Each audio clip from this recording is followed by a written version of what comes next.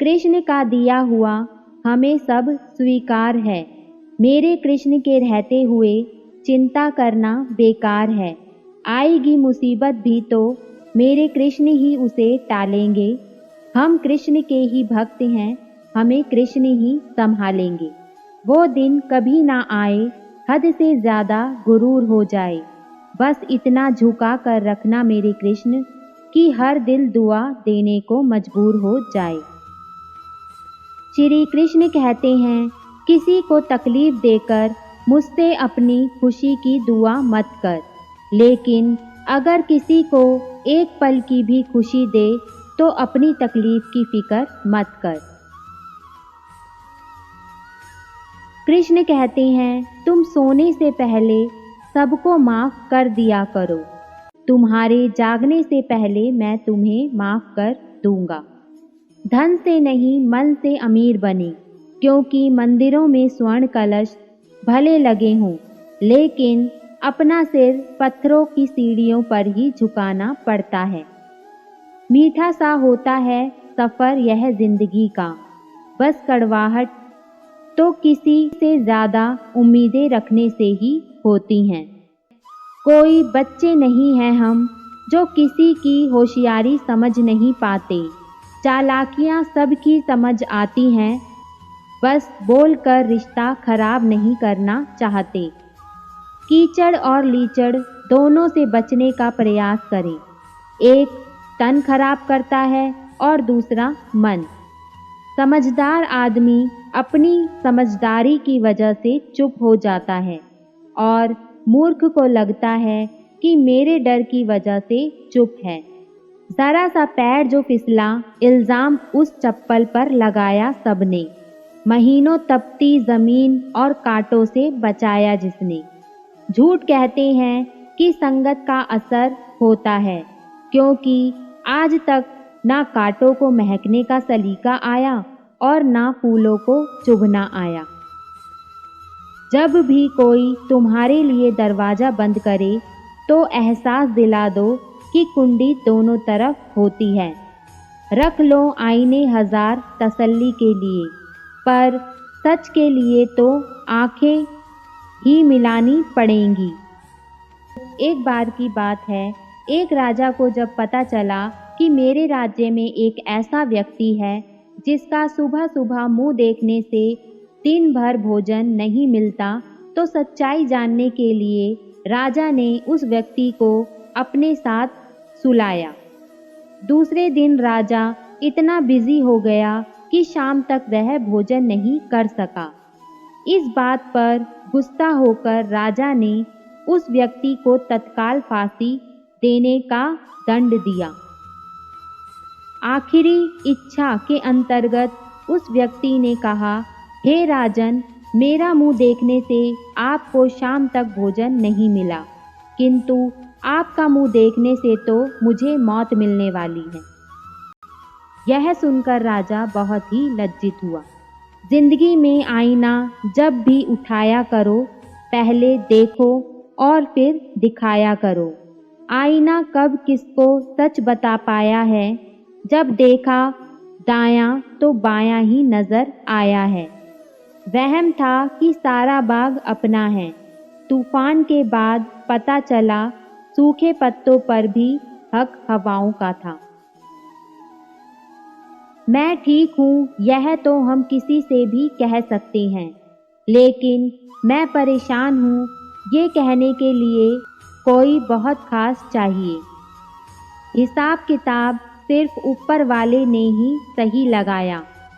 सबको खाली हाथ भेजा और खाली हाथ बुलाया। भगवान ने सिर्फ दो ही रास्ते दिए हैं, या तो देकर जाइए या फिर छोड़ कर जाइए। साथ ले जाने की कोई व्यवस्था नहीं की, इसलिए हमेशा खुश रहें और सबकी मदद करें। कौन हिसाब रखे किसको कितना दिया और किसने कितना बचाया, इसलिए ईश्वर ने आसान गणित लगाया, सबको खाली हाथ भेज दिया और खाली हाथ ही बुलाया। श्री कृष्ण कहते हैं, जब तक मन में खोट और दिल में पाप है, तब तक बेकार सारे मंत्र और जाप हैं। जो व्यक्ति सत्य के साथ अड़ा है, परमात्मा उसके साथ खड़ा है। जिस दिन सत्य के साथ अकेले खड़े होने का साहस आ गया, उस दिन से आपको दुनिया में कोई हरा नहीं सकता। कोई हमारा बुरा करना चाहता है तो ये उसके कर्मों में लिखा जाएगा। हम क्यों किसी का बुरा सोचकर अपना कर्म और वक्त दोनों खराब करें। कहीं ना कहीं कर्मों का डर है, नहीं तो गंगा पर इतनी भीड़ क्यों है। जो कर्म को समझता है उसे धर्म को समझने की ज़रूरत नहीं। पाप शरीर नहीं करता, विचार करते हैं, और गंगा विचारों को नहीं, सिर्फ शरीर को धोती है। शब्दों का महत्व बोलने के भाव से पता चलता है, वरना वेलकम तो पायदान पर भी लिखा होता है। अगर कोई रिश्ता निभाना है तो इन दो आँखों की तरह निभाओ।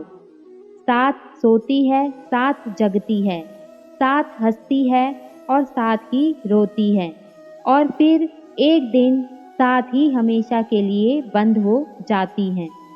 कुछ लोग अपनी अकड़ की वजह से कीमती रिश्ते खो देते हैं, और कुछ लोग रिश्ते बचाते बचाते अपनी कदर खो देते हैं।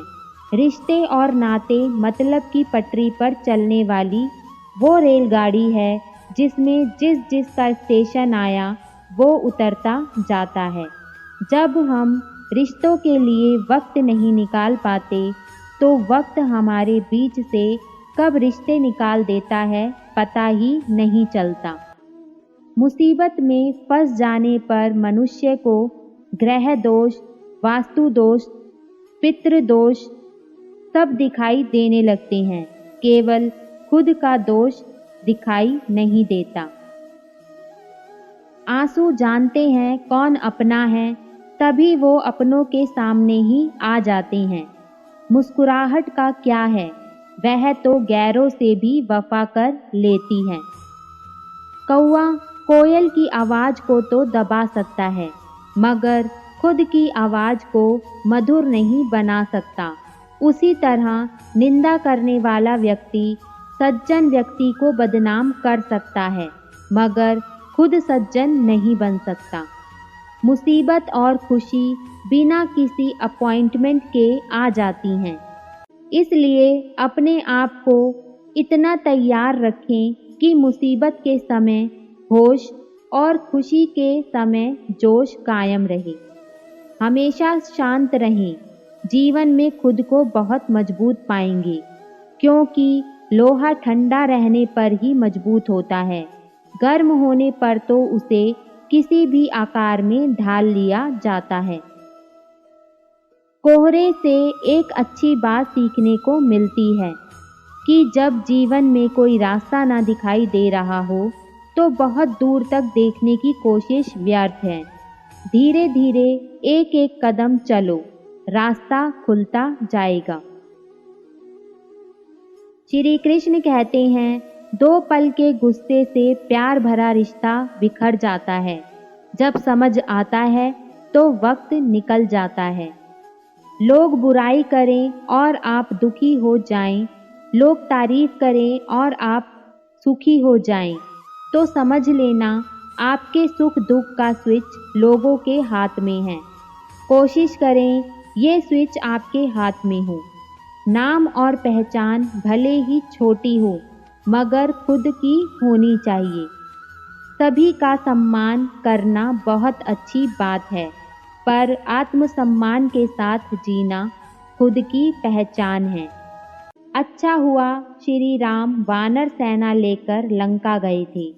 यदि इंसानों को लेकर गए होते तो सोने की लंका देखकर आधे तो रावण के पक्ष में हो गए होते। किसी भी रिश्ते को कितनी ही खूबसूरती से क्यों ना बांधा जाए, अगर नज़रों में इज्जत और बोलने में लिहाज ना हो तो वह टूट ही जाता है। भावना अगर अच्छी है तो मन ही मंदिर है। आहार अगर अच्छा है तो तन ही मंदिर है। विचार अगर अच्छे हैं तो मस्तिष्क ही मंदिर है। यह तीनों अगर अच्छे हैं तो जीवन ही मंदिर है। अगर ज़मीन अच्छी हो, खाद अच्छी हो, परंतु पानी खारा हो तो फूल कभी खिलते नहीं हैं। भाव अच्छे हैं, कर्म भी अच्छे हैं, मगर वाणी खराब हो तो संबंध कभी टिकते नहीं हैं। किसी अच्छे इंसान से कोई गलती हो जाए तो सहन कर लो, क्योंकि मोती अगर कचरे में भी गिर जाए तो भी कीमती रहता है। आज के वीडियो में बस इतना ही। जल्द ही मिलेंगे श्री कृष्ण के नए विचारों के साथ एक नए वीडियो में। तब तक के लिए धन्यवाद। जय श्री कृष्ण।